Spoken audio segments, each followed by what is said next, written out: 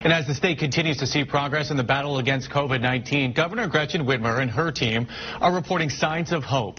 The governor just finished up her comments in Lansing. 7 Action News reporter Ross Jones joins us live with what she had to say. Ross? Alan, good afternoon. If there is such a thing as good news in the midst of a pandemic, we heard it today.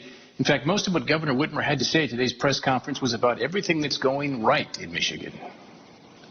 The number of positive cases has been declining. We are at the lowest percentage since the beginning of this crisis. On the 62nd day of Michigan's COVID-19 crisis, Governor Whitmer shared signs of progress. The rate of new infections in the last 7 days has fallen by 25%.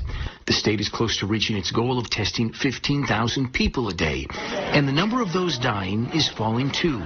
Today, the governor said regional reopenings are being considered. We're looking at this epidemic to ensure that the density and trajectory is in the right path so that we can consider some perhaps regional differences.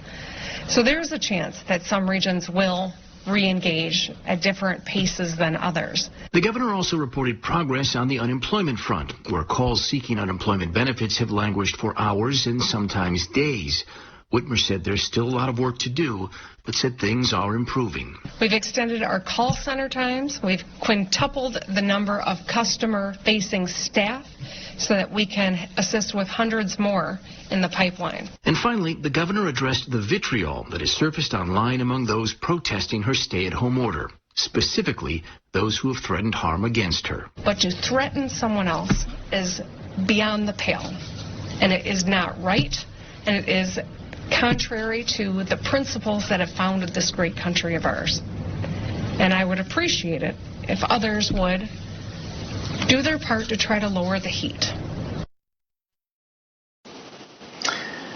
And on the subject of protesters, the governor did bring up protesters in a call with Vice President Mike Pence earlier today. ABC News reporting that she has some concerns that protesters that you've seen in Lansing, a lot of folks gathering there and then returning, she said, specifically to rural communities, might be spreading COVID-19 in more rural parts of Michigan. She asked the Vice President if he would consider discouraging those protests. The Vice President did not directly answer her request. We're live in Detroit tonight. I'm Ross Jones, 7 Action News. All right, Ross, thank you so much.